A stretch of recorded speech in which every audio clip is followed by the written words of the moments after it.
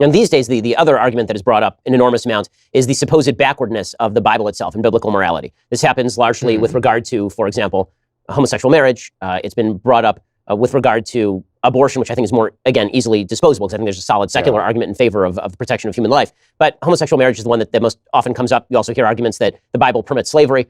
So if the Bible is so wonderful, then why are there all these weird sections of the Bible where it talks about wiping peoples from the earth, where it talks about enslaving other human beings? Some things that we would certainly consider moral evils today are contemplated by the Bible and not banned by the Bible. So why is that? Well, let me address briefly first this question of slavery.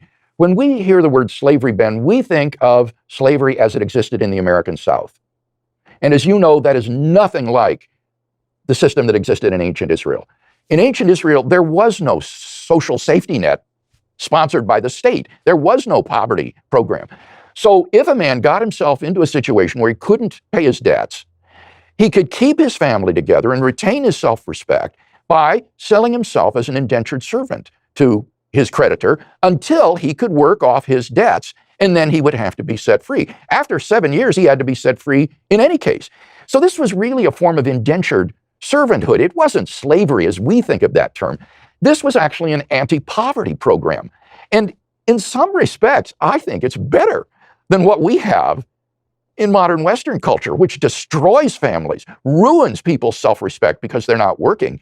Whereas in ancient Israel, a man retained his self-respect, he worked for an income, he paid his debts, he kept his family together, and that to call that slavery is just a gross misrepresentation. Now, the first thing you mentioned, I've forgotten. Homosexual marriage, same-sex marriage. With respect to some of these other moral questions, I think we need to remember the first premise of the moral argument. If there is no God, then there are no objective moral values and duties. Everything is socioculturally relative. So who's to say that the moral values of a society that discriminates against people and oppresses people is worse than one which is liberal and tolerant? We just sort of assume that the liberal values are the ones that would be objective, when in fact they're just as relativistic as any of the other ones on atheism.